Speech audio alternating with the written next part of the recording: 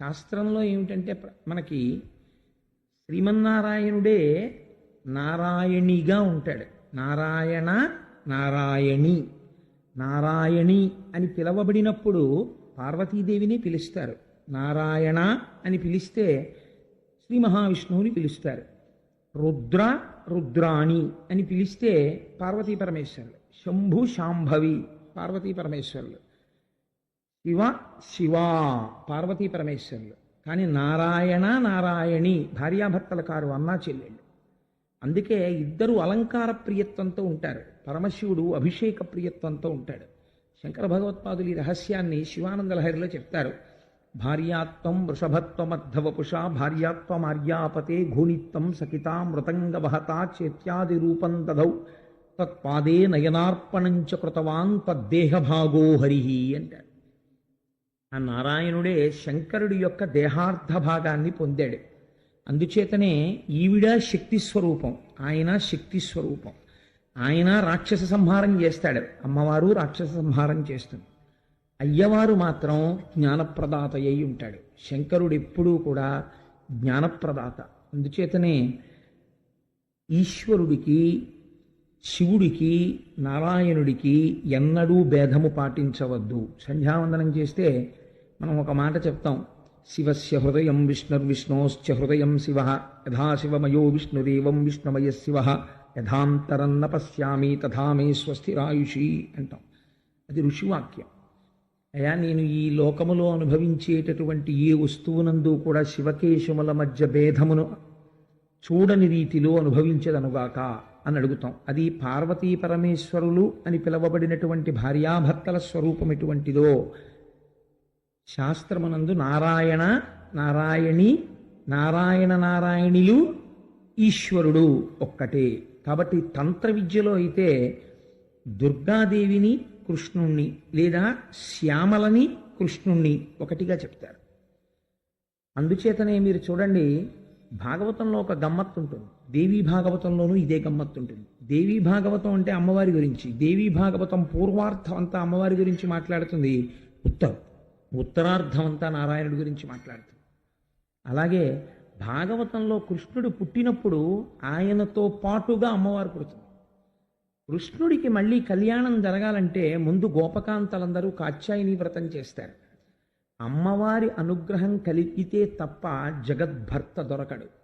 ఆ ఈశ్వరుణ్ణి పొందాలి అంటే మొదట ఎవరి అనుగ్రహం కలగాలి అంటే అమ్మవారి అనుగ్రహం కలగాలి. చంద్రశేఖర పరమాచార్య స్వామి ఒక అద్భుతమైన మాట అంటారు, అమ్మవారి అనుగ్రహం ఉన్నదా ఆవిడ వెంటనే మాయా అనబడేటటువంటి అవనికని పైకెత్తుతుంది, కనపడతాడు స్వామి. అమ్మవారి అనుగ్రహం కలగలేదా ఆవిడ మాయా అన్న అవనికని దించి ఉంచుతుంది. దించి ఉంచినంత కాలం పంచతన్మాత్రలకు వశుడై ఈ లోకమునందుండేటటువంటి భోగముల యందు చిక్కుకొని దీనియందే ఉండి దీనియందే శరీరమును విడిచిపెట్టి మళ్ళీ పునర్జన్మని పొందుతాడు. కాబట్టి ఈశ్వర దర్శనమునకు ఏది ప్రాతిపదిక అంటే అమ్మవారి అనుగ్రహము ప్రాతిపదిక. శంకర భగవత్పాదులంతటి వారు అంత గొప్పగాను సౌందర్యలహరిని రచించేటప్పుడుగా మాట్లాడారు. అందుచేత ఇక్కడ కృష్ణుణ్ణి భర్తగా పొందడానికి గోపకాంతలు ఏం చేశారు అంటే, మొన్న మహాశివరాత్రి నాడు మనమందరం పార్థివలింగాన్ని తీసుకొచ్చి వాయు ప్రతిష్టా మంత్రాలు చెప్పి స్వామికి అభిషేకం చేసుకున్నట్లుగా వాళ్ళు ప్రతిరోజు సైకతంతో అంటే ఇసకతో పార్వతీదేవి యొక్క కాత్యాయనీదేవి యొక్క మూర్తిని చేసేవారు. కాత్యాయని మహామాయే మహాయోగి నధీశ్వరి నందగోపసుతం దేవి పతిమ్మే కురుతే నమః అని అడిగారు వాళ్ళు. వాళ్ళు చేసిన సంకల్పం అది, కాత్యాయని మహామాయే. ఎంత గొప్ప మాట అడిగారో చూడండి. అందులో మీరు తత్వ పరిశీలనం చేస్తే రహస్యం దొరుకుతుంది. వాళ్ళందరూ అడుగుతున్నది ఏమిటో తెలుసా అండి, లౌకికమైనటువంటి భర్తని వాళ్ళు అడగట్లేదు. మామూలుగా ఏదో పెళ్లి చేసుకుని సాంసారికమైనటువంటి జీవితాన్ని గడపడం కోసం ఒక భర్తని వాళ్ళు అడగట్లేదు. వాళ్ళు అడుగుతున్నది మాయా అనబడేటటువంటి ఈ తెర తొలగి జీవబ్రహ్మైక్య సిద్ధి కొరకు పరాత్పరుని యందు ఐక్యము అవడం కోసమని అమ్మా నీ అనుగ్రహం కలగాలి, మాకు కృష్ణుడితో కలిసిపోయేటటువంటి అదృష్టం కలగాలి. అందుకే దాన్ని భార్యాభర్తృ సంబంధంగా మాట్లాడుతున్నారు. కాబట్టి కాత్యాయని మహామాయే మహాయోగి నధీశ్వరి నందగోపసుతం దేవి పతిమ్మే కురుతే నమః. నందగోపసుతం నందుడు అంటే ఆనందింపచేయువాడు, ఆనందమునకు స్థానమైనవాడు. అటువంటి వాని యొక్క కుమారుడైన కృష్ణుడు, కృష్ అంటే నిరతిశయ ఆనంద స్వరూపము. నిరతిశయ ఆనంద స్వరూపం ఏది అంటే బ్రహ్మమే. కాబట్టి ఆ బ్రహ్మమును పొందడానికి నీ అనుగ్రహమును మేము అపేక్షిస్తున్నాం అని వాళ్ళు వ్రతం మొదలుపెట్టారు. అది 30 రోజుల పాటు మార్గశీర్షంలో చెయ్యాలి అని. ప్రతిరోజు గోపకాంతలు నిద్రలేచేవారు, వీధిలోకి వచ్చేవారు. ఒక గోపకాంత వేరొక గోపకాంతని మేల్కొల్పేది. అందరూ కలిసి చెయ్యి పట్టుకునేవారు. ఎంతో సంతోషంగా యమునా నది తటము దగ్గరికి వెళ్ళేవారు. ఒక పెద్ద కడిమి చెట్టు ఒకటి ఉండేది. కడిమి చెట్టు ఎక్కడుంటే అది అమ్మవారి యొక్క సూచన. అందుకని కదంబ వృక్షం, కడిమి చెట్టు ఇవన్నీ అమ్మవారికి అత్యంత ప్రీతిపాత్రమైనవి. కదంబవనవాసిని అని పేరు ఆవిడికి. అందుకని ఆ కడిమి చెట్టు కింద సైకతంతో అమ్మవారి ప్రతిమ చేశారు. చేసి మళ్ళీ ఒక్కసారి అమ్మవారికి ఆ ప్రార్థన తెలియచేసి యమునా నదిలో స్నానం చేయడం కోసమని దిగారు. ఆషామాషిగా ఏదో బట్టలు ఎత్తుకుపోయిన లీల కాదది. అందులో ఎంత గాంభీర్యం ఉందో మీరు ఆలోచించండి. ఇంతమంది కలిసి వివస్త్రలై ఒంటి మీద బట్ట లేకుండా ఆ కాళింది నదిలోకి, ఆ యమునా నదిలోకి దిగి స్నానం చేస్తున్నారు. స్నానం చేస్తున్నటువంటి సమయంలో కృష్ణ పరమాత్మ ఈ విషయాన్ని తెలుసుకున్నారు. ఇప్పుడు వాళ్ళు ఎవరిని ఉపాసన చేసి ఫలితాన్ని అడుగుతున్నారు?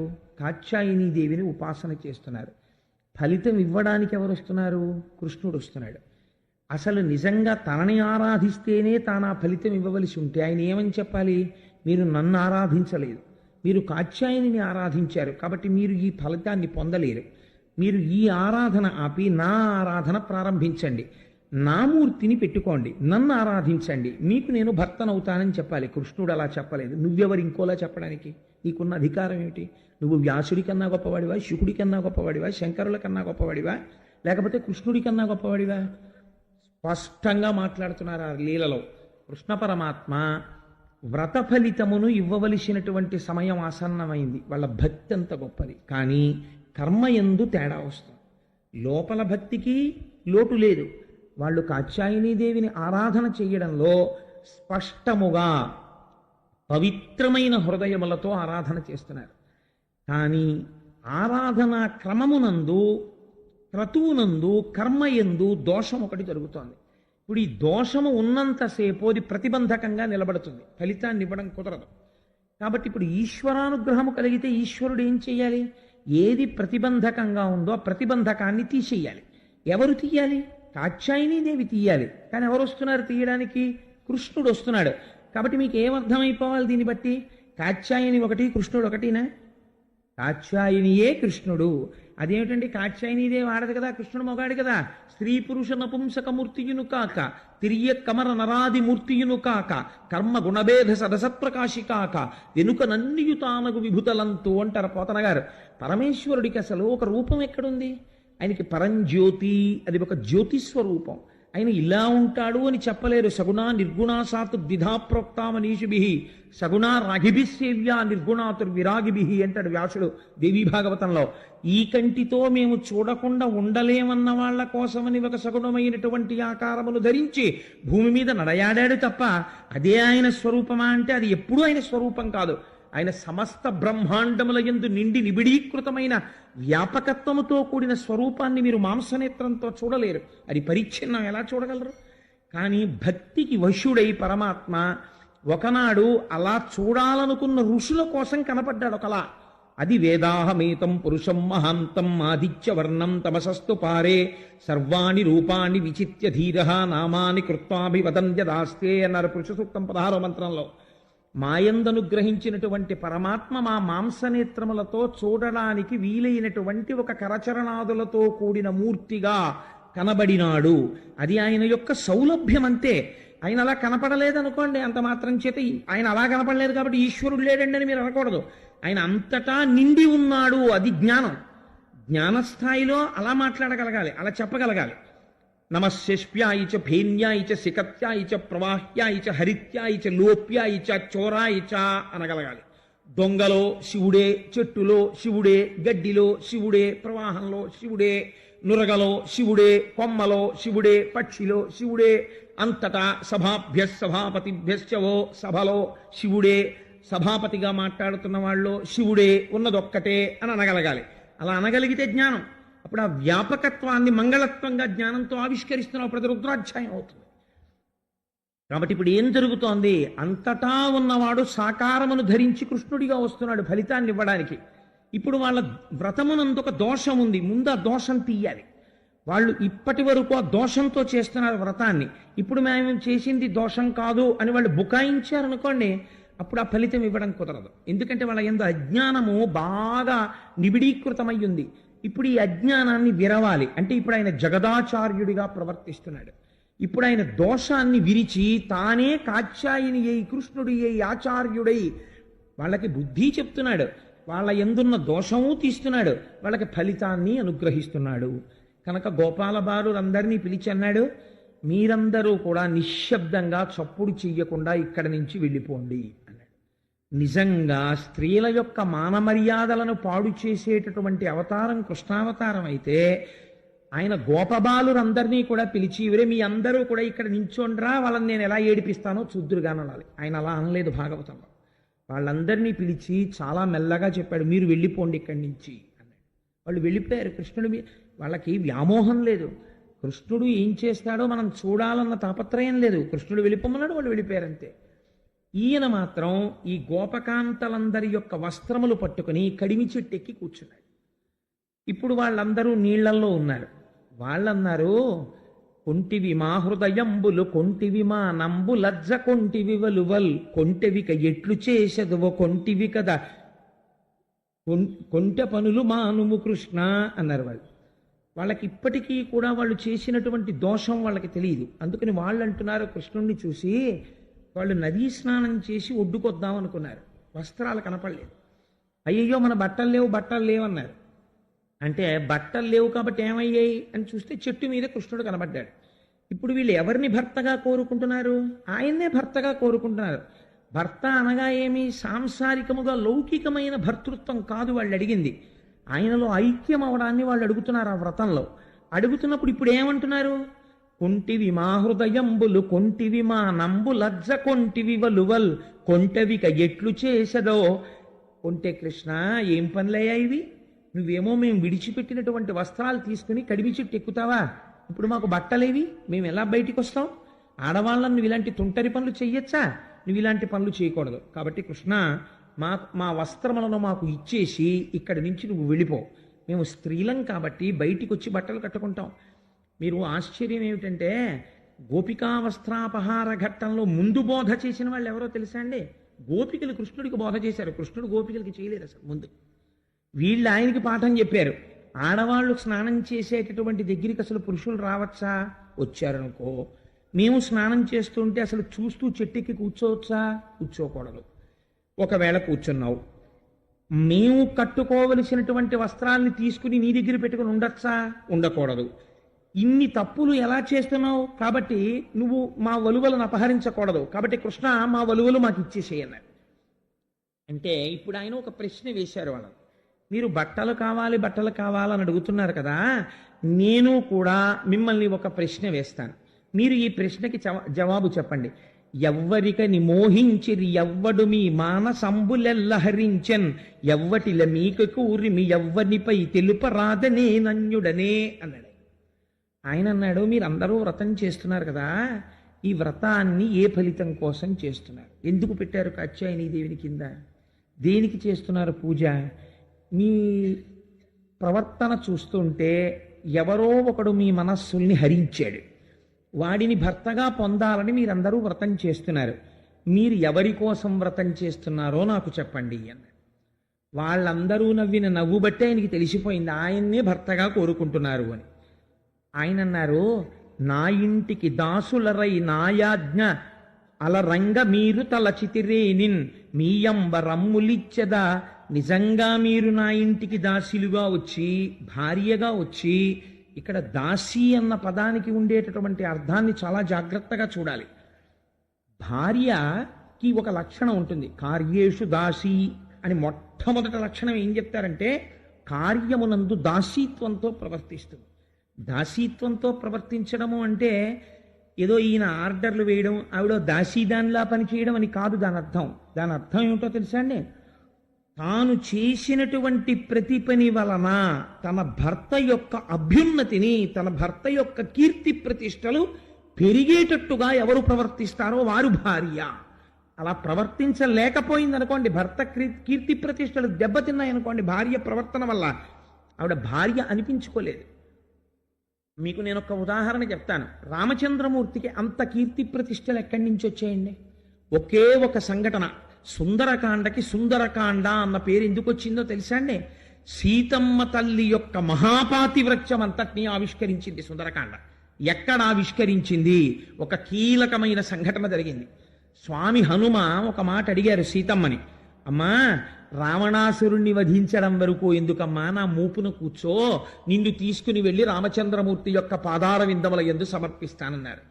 సీతమ్మంది, భర్తుభక్తిం పురస్కృత్య రామధన్యస్య వానర న స్పృశామి శరీరంతో పుంసో వనర పుంగవ. నేను నా ఒంటిలో ఊపిరి ఉండగా తెలిసి తెలిసి నేను పరపురుషుణ్ణి స్పృశించను. నేను స్పృశించడం అంటూ జరిగితే ఒక్క రాముణ్ణి స్పృశిస్తాను. నువ్వు నాకు పుత్ర సదృశుడివి కావచ్చు, అయినా నేను స్పృహలో ఉండగా మాత్రం నిన్ను స్పృశించి నీ భుజం మీద నేను కూర్చుని వెనక్కి రాను. రాముడే రావాలి, నన్ను తీసుకెళ్ళాలి. కష్టంలో ఉంది కదా అని తీసుకెళ్ళిపోతాను హనుమ అంటే వెళ్ళలేదు. ఈ సంఘటన ఎప్పుడైతే జరిగిందో వెంటనే హనుమన్నారు, అమ్మా ఎంత గొప్ప మాట మాట్లాడావమ్మా, ఇలాంటి మాట ఎవరు మాట్లాడగలరు తల్లి, ఈ మాట వల్ల రామచంద్రమూర్తి యొక్క కీర్తి పెరిగిందన్నారు. నిజంగా సీతమ్మ తల్లే కనుక వెళ్ళిపోయిందనుకోండి, హనుమతోటి తీసుకెళ్లి దింపేశారనుకోండి, రామాయణానికి గొప్పతనం ఎక్కడుంది నాకు చెప్పండి? రాముడు లేకుండా చూసి రావణాసురుడు సీతమ్మను అపహరించాడు, రావణాసురుడు లేకుండా చూసి రామచంద్రమూర్తి హనుమ ద్వారా సీతను అపహరించి తెచ్చుకున్నారు. ఏమిటి రాముడికి రావణాసురుడికి తేడా? రాముడే రావాలి, నన్ను తీసుకెళ్లాలని రాముడిలో ఉండేటటువంటి వీరత్వాన్ని రెచ్చగొట్టి, రాముడు ఎందుకు బ్రహ్మాస్త్ర ప్రయోగం చెయ్యలేదని ప్రశ్న చేసి, ధర్మము తప్పని రాముడు నాకు కావాలని అడిగి కచ్చిత్ పురుషకారంచ దైవంచ ప్రతిపద్యతే అని అడిగింది హనుమని. దైవమునందు స్వకార్యమునందు పౌరుషము తప్పకుండా, భక్తి తప్పకుండా రాముడున్నాడా అని అడిగింది. ఈ మాటలు వెళ్ళి చెప్పారు. రాముడు వెంటనే బయలుదేరి వచ్చి రావణాసురుణ్ణి నిహతుణ్ణి చేసి సీతమ్మని తీసుకెళ్ళాడు. సీతమ్మ వలన రామచంద్రమూర్తి యొక్క ఖ్యాతి గొప్పదైంది. నేను సభాముఖంగా అనకూడదు. రావణాసురుడు సీతమ్మని జుట్టు పట్టి తీసుకెళ్లి తన ఐశ్వర్యం అంతా చూపించాడు. రాముడు బ్రతికున్నాడో లేడో 100 యోజనములు దాటి వస్తాడా? ఎందుకు నీకింత బెంగ, నా పాన్పు చేరన్నాడు. సీతమ్మ మిగిలిన విషయాల మాట అలా ఉంచండి, కనీసం రావణాసురుణ్ణి ఇలా కన్నెత్తి ఆవిడ చూడలేదు. ఆవిడ ఎన్నడూ రావణుడితో మధ్యలో వ్యవధానం లేకుండా మాట్లాడలేదు. రావణుడితో మాట్లాడవలసి వస్తే ఒక గడ్డి పరక అడ్డు పెట్టి మాట్లాడింది. ఇంత మహాపాతివ్రత్యం కలిగిన తల్లి కాబట్టే యుద్ధకాండలో నేను ఎన్నడూ రామచంద్రమూర్తి పాదములను విస్మృతి చెందనదాననైతే ఈ అగ్నిహోత్రుడు నన్ను రక్షించుగాక అని అగ్నిప్రవేశం చేసింది. అగ్నిహోత్రుడు వెంటనే ఆవిడ తొడ మీద కూర్చోపెట్టుకుని కుమార్తెని తీసుకొచ్చినట్టు పైకి తీసుకొచ్చాడు. ఇప్పుడు సీతమ్మ తల్లి యొక్క జాజ్వల్యమానమైన కీర్తి వల్ల ఎవరి కీర్తి ప్రతిష్టలు పెరిగాయి? రామచంద్రమూర్తి కీర్తి ప్రతిష్టలు పెరిగాయి. ఒక శుభలేఖ వేస్తే జనక్యాహ కమలాంజలాంజలిపుటే యాహ పద్మరాగాయితాహ అని ఒక శ్లోకాన్ని వేస్తాం మనం. కాబట్టి భార్య యొక్క ప్రవర్తన చేత తాను చేసేటటువంటి కార్యము వలన ప్రతి పనిలో ఎవరి అభ్యున్నతి పెరగాలని చూస్తుంది. తన భర్త కీర్తి పెరగాలి, తన భర్త వైభవం పాడైపోకూడదు, ఆయనకున్న మర్యాద పాడైపోకూడదు అని ఏ స్త్రీ ఆలోచిస్తుందో ఆమె మాత్రమే భార్య. మిగిలిన వాళ్ళందరూ నామకహ భార్యలు అనిపించుకోవచ్చుగాక, అది భార్యాత్మను స్థిరీకరించదు. మొట్టమొదటి లక్షణం ఇది, కార్యేషు దాసీ. ఇది అడుగుతున్నారు కృష్ణ పరమాత్మ. నా ఇంటికి దాసులరై నాయాజ్ఞ వహించి మీరు నలచెదరేనిన్. నిజంగా మీరు నాజ్ఞ వహించి నేను చెప్పినట్టు చెయ్యాలని మీరు అనుకుంటే, భర్త ఒకటి చెప్తే మీరు చెప్పేది ఏమిటి? మీకేం తెలుసు ధర్మశాస్త్రం? నాకు తెలుసు, నేను చెప్పినట్టు మీరు చేయాలి, కానీ మీరు చెప్పినట్టు నేను చేయడం ఏమిటని తిరగబడింది అనుకోండి, ఇంకా భర్త ఏమిటి? భర్త అంటే ఎవరు అంటే, తాళి కట్టగానే భర్త గురుస్వరూపం కూడా అయిపోతాడు. యోమే భక్తాస్సమే గురు తం నిత్యం అనురక్తాస్మి యథారూపాంశు వర్చల అంటుంది రామాయణంలో సీతమ్మ. అందుకని భర్త గురువు, ఆయన ఏది చెప్తే అది చెయ్యాలి. మీరు భాగవతంలో విన్నారు, అదితికి అనుమానం వస్తే కశ్యప ప్రజాపతిని అడిగింది వెళ్ళి, దితికి అనుమానం వస్తే కశ్యప ప్రజాపతిని అడిగింది. ఎప్పుడూ కూడా భర్తని సంప్రదించాలి స్త్రీ. తను చేసేట అడుగు తీసి అడుగు వేస్తే తన భర్త కీర్తి మాసిపోకుండా చూసుకుంటుంది భార్య. కాబట్టి ఆవిడ్ని పత్ని అన్న పదంతో పిలుస్తారు. ధర్మపత్ని సమేతస్య అంటాడు తప్ప భార్య అన్న మాట కూడా వాడరు శాస్త్రంలో. అటువంటి స్త్రీ తాను చేసిన ప్రతి పనిలో తన భర్త యొక్క ఔన్నత్యాన్ని నిలబెడుతుంది. మీరు ఇవాళ చేస్తున్నారు నన్ను భర్తగా కావాలని. నాకు భార్య కావాలనుకున్న వాళ్ళు నిజంగా మీరు భార్య కావాలంటే మొదటి లక్షణం దాసీత్వం తెలిసి ఉండాలి. దాసీత్వం అంటే మీకు మళ్ళీ ఇప్పుడే చెప్పాను, ప్రతి పనిలో భర్త అభ్యున్నతిని ఆవిష్కరించాలి. మీరు ఆ పని చేస్తున్నారా? ఒకసారి గుండెల మీద చెయ్యేసుకుని ఆలోచించండి. మీరు అలా ప్రవర్తించడం లేదు. నా ఇంటికి దాసులరై నాయాజ్ఞ వహించి మీరు నడచదరేని. ఒకవేళ మీరు అలా అనుకుంటే, నేను చెప్పిన మాట వినాలి అని మీరు అనుకుంటే, నేను ఒక మాట చెప్తాను, నేను చెప్పినట్టుగా మీరు ప్రవర్తించండి అన్నారు స్వామి. అని ఆయన ఎంత అందంగా మాట్లాడారో. అది మదోద్రేకంతో ఆడపిల్లల వలువలెత్తుకుపోయిన సంఘటన కాదండి. ఆయన ఎంత గొప్పగా మాట్లాడారో చూడండి. శృంగారవతులార సిగ్గేల మిమకూడి చిన్ననాటనే గోలె పెరిగినాడ, ఎరుగనే మీలోన ఎన్నడునున్నాడ, నేను చూడని మర్మమేది కలదు, వ్రతనిష్టలయ్యుండి వలువలు దాల్చక నిటజొత్తురే మీరు నియతి తప్పి, కాచ్యాయనీదేవి కళ్ళజేయుటే కాక ఈ రీతి నోచువారెందుకలరు, వ్రతఫలంబు వీరు వలచిన చక్కగా ఇంతులెల్ల చేతులెత్తి మ్రొక్కి, చేరి పుచ్చుకొనుడు చీరలు సిగ్గుతో వాడనేల ఎగ్గులాడనేలా అన్నాడు. ఎంత మహామర్యాదతో తీర్పు చెప్పాడో చూడండి. శృంగారవతులార సిగ్గేల మిముగూడి చిన్ననాటనే గోలె పెరిగినాడ. నన్ను చూసి సిగ్గుపడతారేంటి? మీతో పాటే నేను చిన్నతనం నుంచి కలిసి పెరిగాను, మనందరం కలిసి పెరిగాం. ఇప్పుడు చెప్తున్నాడు వాళ్ళు అడిగిన వ్రతరహస్యం. ఎరుగరే మీలోన ఎన్నడునున్నాడా. ఈ కృష్ణుడు బయట ఉన్నవాడు కాడు, ఈ కృష్ణుడు లోనున్నవాడు. అన్ని ప్రాణుల యొక్క హృదయాంతరాళముల యందు ఉన్నవాడు శ్రీమన్నారాయణుడు. నేను మీ అందరి హృదయాలలో ఉన్నాను. నేను లేనినాడది శివము కాదు, శవము. నేనున్నాను కాబట్టి మీరు మంగళప్రదలై ఉన్నారు, మీరు వ్రతం చేయగలుగుతున్నారు. ఎరుగనే మీలోన ఎన్నడునున్నాడ, నేను చూడని మర్మమేది కలదు. నేను ఉండబట్టి కదా అసలు ఈ శరీరం పెరుగుతోంది. ఈ శరీరం ఒకటి ఉన్నది అన్న స్పృహ. శాస్త్రంలో ఒక అందమైన మాట అంటారు, భవతి. ఇదే పరబ్రహ్మం అంటారు. అదండి మాట్లాడడం అంటే. ఎంత గొప్పగా మాట్లాడారు పోతన గారు. నువ్వు దాన్ని శివ అని పిలు, విష్ణు అని పిలు, సశివ సహరిసేంద్ర సోక్షర పరమస్వరాట్, ఏ పేరు పెట్టి పిలు, అదేమిటో తెలుసా? భవతి. భవతి ఉన్నది, లేదు అది లేదనుకోండి, ఇంకా దాని యందు మంగళత్వము లేదు. అందుకే శివ అంటే ఉండి మంగళత్వం, విష్ణు అంటే వ్యాపకత్వం. వ్యాపకత్వము చెంది ఉండి మంగళత్వాన్ని ఇస్తే శివ కేశవులు అవుతారు వాళ్ళిద్దరు. కాబట్టి ఇప్పుడు ఏమైంది అంటే, ఎరుగరే మీలోన ఎన్నడునున్నాడ, నేను చూడని మర్మమేది కలదు. ఈ లోపల ఈశ్వరుడు ఉన్నాడు కాబట్టి ఒకనాడు ఈ శరీరం పసిపిల్లవాడిగా ఒక చిన్న చాప మీద పడుకుంది. ఈ శరీరానికి బట్ట కట్టుకోవడం కూడా చేత కాని రీతిలో దొల్లుతూ పడుండేది. ఈ శరీరానికి వేరొకళ్ళు స్నానం చేయించి ఈ శరీరానికి ఒక చిన్న బట్ట కట్టేవారు. ఆ తర్వాత ఈ శరీరం కొంచెం పెద్దదైంది. ఇది స్నానం చేస్తుంటే ఒరే నాన్న అని పిలిస్తే తువ్వాలైనా కట్టుకుని బయటికి రావాలని తెలియకుండా పరిగెత్తుకొచ్చి అమ్మని పట్టుకుని శరీరం పెరిగింది కొన్నాళ్ళు. ఆ తర్వాత పిలిస్తే నేను స్నానం చేస్తూ బయటికి వెడుతున్నాను కాబట్టి కనీసం తువ్వాలు కట్టుకుని బయటికి వెళ్ళాలన్న దేహభ్రాంతి ఏర్పడింది. ఇన్ని మార్పుల్ని లోపలుండి చూస్తున్నవాడెవరు? వాడు ఉండబట్టి కదా పెరుగుతోంది. బాల్యాదిశ్యపి దగ్రదాదిషు తథా సర్వాస్వస్థాస్యపి వ్యావృత్తా స్వనువర్తమానమహమిత్యంత స్ఫురంతం సదా స్వాత్మానం ప్రకటీకరోతి భజతాం యో భద్రయా ముద్రయా తస్మై శ్రీ గురుమూర్తయే నమ ఇదం శ్రీ దక్షిణామూర్తయే అంటారు శంకర భగవత్పాదులు దక్షిణామూర్తి స్తోత్రంలో. బాల్యము అవస్థ దాటింది. బాల్యమన్న అవస్థని ఇక్కడ గుర్తించింది పరబ్రహ్మం. దాటాడు. ఏదో యవ్వనము ఇది తెలుసుకుంటోంది, యవ్వనంలో ఉన్నానని. ఇంకొక 5 ఏళ్ళో 6 ఏళ్ళో పోతాయి. వార్ధక్యము, పూర్వం ఉన్న ఓపిక లేదు, ఇప్పుడు నా శరీరం బడలింది అని తెలుసుకుంటుంది. తెలుసుకుంటున్నది ఎప్పుడు అలాగే తెలుసుకుంటోంది. తెలుసుకోబడుతున్నది జర్జరీభూతం అవుతోంది, మారుతోంది. మారుతున్న దాన్ని మారనిది చూస్తోంది. ఈ మారనిది ఏదో అది పరబ్రహ్మం, అది ఇక్కడ ఉంది. నేను ఇక్కడే ఉండి మారుతున్న ఈ శరీరాన్ని చూస్తూనే ఉన్నాను. మీరేదో ఇవాళ నేను చూస్తున్నట్టుగా అలా సిగ్గుపడుతున్నట్టు నటిస్తారేమిటి? అదో అపచారం. నిజంగా ఇవాళే నేను చూడడం తటస్థిస్తే మీరందరూ ఎప్పుడో పృథ్వీలో కలిసిపోయి ఉండాలి కదా. ఇవాళే నేను చూడడం ఏమిటి? ఎప్పుడూ మీలోనే ఉన్నాను, నేను ఉండబట్టే మీరు ఇలా ఉండగలిగారు. భవతి, నేనున్నాను మీ యందు. ఆయన ఎంత వేదాంతం మాట్లాడుతున్నాడో చూడండి కృష్ణుడు. ఆయన మాట్లాడింది ఏం తప్పు మాటలో అల్లరి మాటలో ఆయన మాట్లాడలేదు.